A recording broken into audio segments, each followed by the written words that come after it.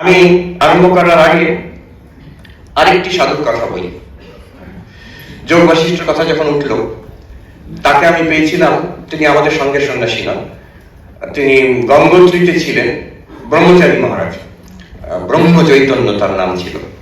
তো তাকে আমি পেয়েছিলাম, আমি একবার ওই গঙ্গোত্রীতে একটা কুটিয়াতে, যোগাশ্রম কুটিয়াতে বসে কিছুদিন ছিলাম। তো তিনি পাশের কুটিয়াতে থাকতেন,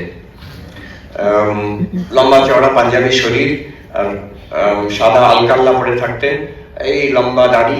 যারা ওই Lord of the Rings cinema দেখেছেন, গ্যান্ডালফ দি ম্যাজিশিয়ান যদি দেখে থাকেন, ওই লম্বা এরকম দাড়ি, সাদা, ঠিক এক্স্যাক্টলি ওই পিকচার। দাড়িটা আরো লম্বা, তার চুল এত লম্বা ছিল সেগুলো বেঁধে রাখতে হতো এখানে এখানে বেঁধে রাখার একটা মজার গল্প আছে, আমার সামনেই ঘটে। উনি আমার ওই কাঠের বেঞ্চে বসে আমার সঙ্গে কথা বলছেন, তো একটি ছেলে এসছে, তখন তীর্থযাত্রীরা এসছে গঙ্গোত্রীতে, কারুর ছেলে, তার ছেলে, বাচ্চারা খুব পছন্দ করতো ওনাকে, ওনার সঙ্গে সামনে এসে খেলতো, গল্প করতো।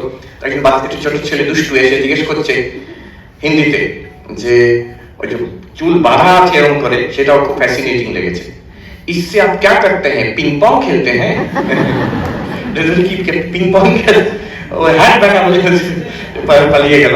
আমি ওনাকে জিজ্ঞেস করেছিলাম তখন, উনি সারা বছর থাকেন গঙ্গোত্রীতে, অল্প কিছু লোক সারা বছর থাকেন। আমরা তো গিয়েছিলাম, যখন গেছি তারা দুর্গাপুজোর আগে নেমে আসতাম, নবরাত্রির আগে, কিন্তু সারা বছর বরফের মধ্যেও থাকেন, এখনো আছেন কিছু অল্প সাধু থাকেন, উনি থাকতেন।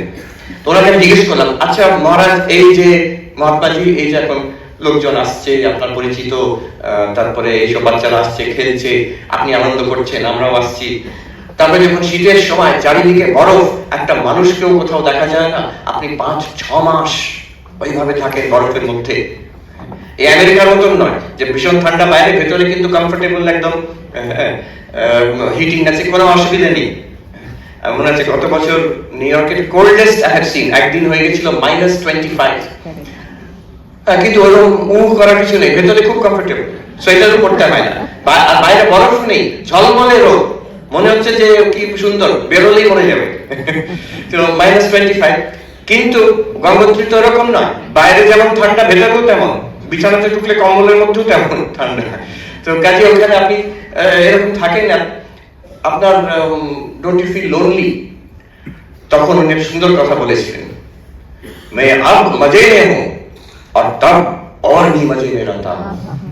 এখন আমি খুব আনন্দে আছি, এসব আছে, আর যখন কেউ থাকে না, একা থাকি, আরো আনন্দে থাকি তখন। তো তিনি করতেন, কেন ওনার কথা বলছি, তিনি এখানে কলকাতার লোক। আচ্ছা একটু বলে দিই ওনার বিষয়, ইন্টারেস্টিং। তিনি কলকাতার লোক, উনি ইঞ্জিনিয়ার, বিটস পিলারের ইঞ্জিনিয়ার ছিলেন এক সময়, আর নিজের বিজনেস ছিল, কলকাতায় কাজ করতেন। বলছেন, আমি আপনাদের সারদা পীঠে গিয়ে ধর্মীয় বই কিনতাম, আর একদিন কিনেছি ব্রহ্মসূত্র। ব্রহ্মসূত্র প্রথম সূত্র পড়তে বসেছি, আহাতো ব্রহ্ম জিজ্ঞাসা, হেন্স দেয়ারফর এনকোয়ারি ইনটু ব্রহ্ম।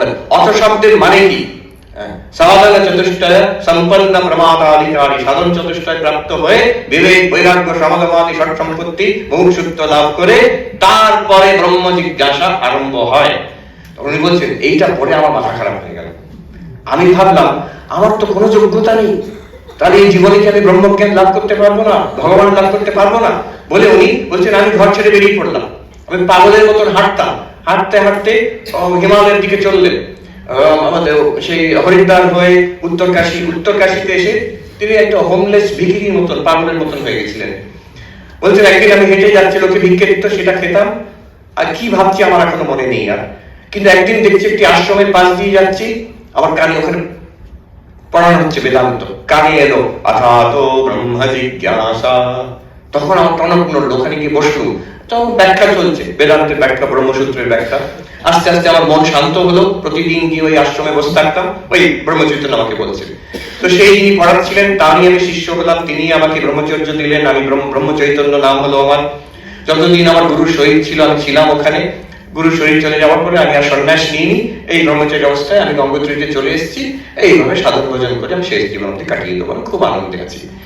আচ্ছা, উনি কি এসব বলার কারণ একটা, উনি কি করতেন, সকাল থেকে সূর্যাস্ত অবধি ওই কুটিয়ার সামনে, আমার এখনো চোখে ভেসে ওঠে, ওই সামনে বসে থাকতেন, ওই ধবধবে সাদা দাড়ি, সাদা ড্রেস, আর এই কাঠের একটা বেঞ্চ, সেখানে যোগ বাশিষ্ঠ ওনার কাছে অরিজিনাল সংস্কৃততে ছিল, সেইটার থেকে ইংরেজিতে ট্রান্সলেট করতেন নোটবুকে বসে বসে।